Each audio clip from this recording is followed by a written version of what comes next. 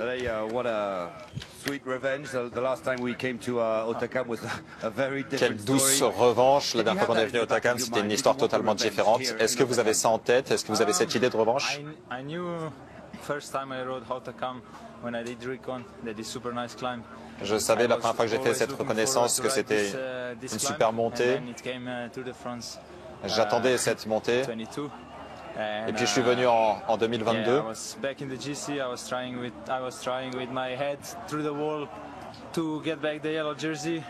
J'ai essayé avec mon cœur, avec ma tête d'aller chercher le maillot jaune ce jour-là, mais Jumbo Visma était trop fort ce jour-là.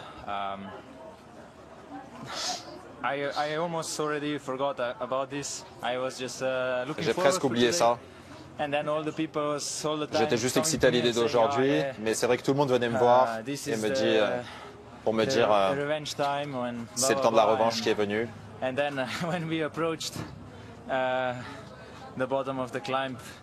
on arrivait au pied de la montée, c'était juste une histoire différente par rapport à l'année dernière, à 2022, avec un Belge devant, mais d'une autre équipe. Je suis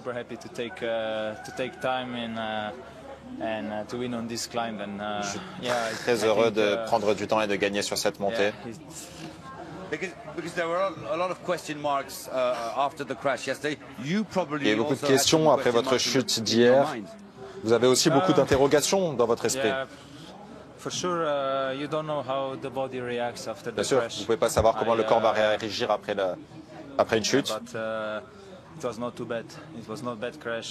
Mais c'était pas une mauvaise chute. J'aurais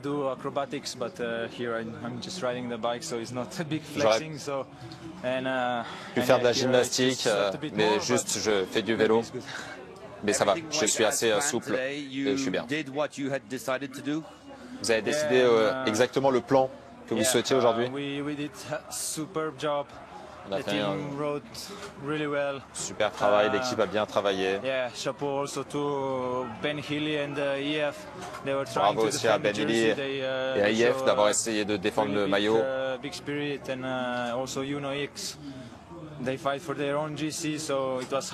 Bravo aussi à UnoX qui a défendu ses propres chances au classement général. C'était une journée très dure.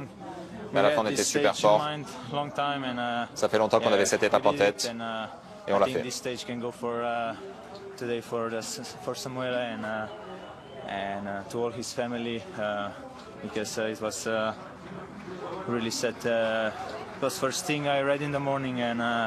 Cette étape, je veux la dédier à Samuel et toute sa famille parce que c'était très dur d'entendre ça ce matin. J'ai pensé à lui les derniers kilomètres. Je sais à quel point ce sport peut être difficile et à quel point la douleur peut être immense et ce sport peut causer. Non, je me suis accroché vraiment à bloc. Toute la journée, ça roulait fort. On avait beaucoup d'à-coups. Ça se voyait peut-être pas à la télé, mais c'était toujours des boum boum. C'était compliqué. C'est peut-être pas mon avantage. Et dans le col le premier, c'était Solar. Et j'ai commencé à péter. En fait, à chaque fois, j'ai eu un coup de mou. Et Christian Rodriguez, mon équipier, a fait un boulot de ouf pour me ramener. On est revenu juste en haut. C'était parfait.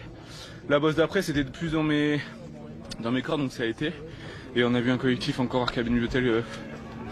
On était trois, alors qu'il restait pas grand monde, donc c'était vraiment top. Ça m'a permis de me motiver. Et après au Otakam, j'ai commencé tout de suite à mon rythme. Je sentais qu'il fallait pas que j'aille trop loin, trop tôt.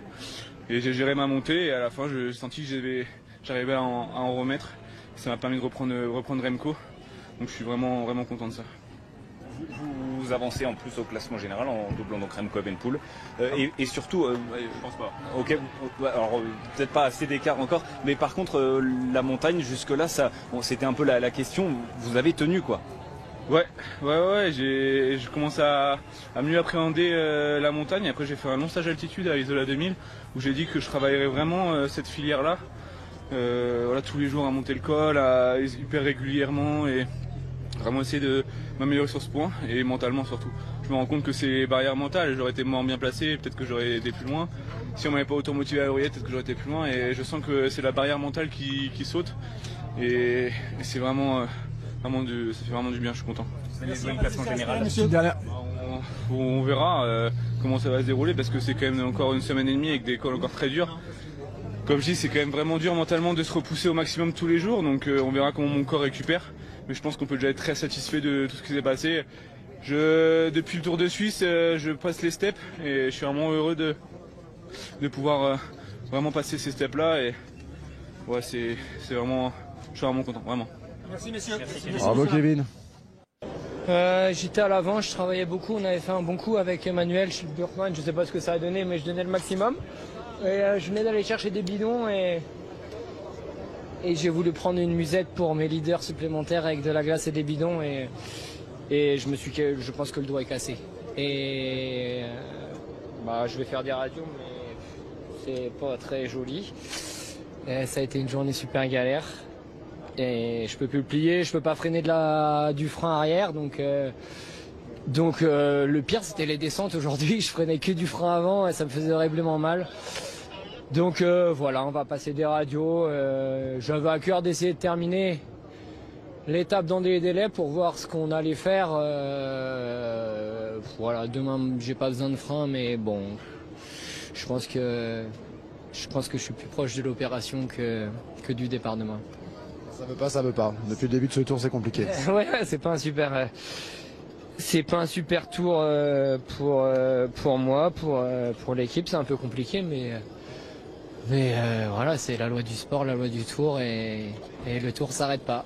Un petit mot juste parce que quand même, c'est vous qui êtes au départ à l'attaque, c'est vous qui formez ce groupe de 50. C'était bien parti. Ouais, les jambes étaient super aujourd'hui. J'avais à cœur je suis un sprinter qui grimpe bien les bosses et je sentais que voilà. Puis hier j'étais pas très loin d'être dans le groupe pour la 11e place, même j'étais vraiment bien. Je me suis fait un peu avoir, mais j'avais vraiment de super sensations. Aujourd'hui voilà, j'ai été à l'attaque, c'était le plan de l'équipe d'essayer de projeter un bon groupe avec Emmanuel à l'avant pour avoir un petit matelas d'avance et donc ouais j'ai fait le max pour que ça casse, pour qu'on soit une bonne échappée. On était bien, je collaborais bien, voilà, je me sacrifiais jusqu'au pied du premier col, mais j'ai été obligé de m'arrêter avant parce que ouais, j'ai senti qu'au moment de la musette ça fait très mal et en regardant ma main j'ai compris que les doigts étaient pas très alignés. Primoz, quel effort aujourd'hui, c'est sympa de vous voir en bataille pour le podium. Parlez-nous de la pression mise par UAE au pied de la montée d'Hautacam. Oui, le rythme était très élevé, bien trop rapide pour moi. J'ai vraiment lutté contre moi-même dans les 7 derniers kilomètres jusqu'à la ligne. Revenons sur le moment où Florian Lipowitz a attaqué. Est-ce que vous aviez discuté? Oui, bien sûr. Vous savez, quand vous avez les jambes, il faut y aller. Il les avait visiblement, il a fait du bon travail.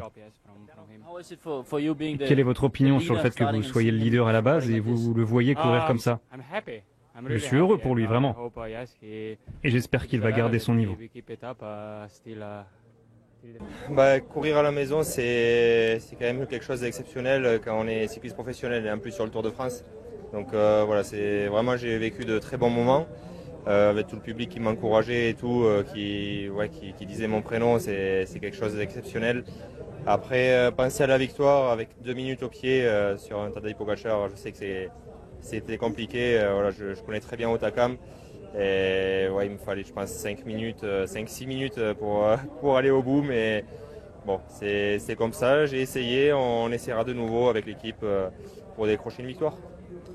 Maybe I can get a translation here. The moment that Pogačar caught you, can you try to explain how you witnessed that? Comme Pogačar il a attaqué? Non, quand Pogačar t'a rattrapé, comment est-ce que tu l'as vécu? Il est passé très très vite et je l'ai regardé et au revoir. Merci. Merci à vous.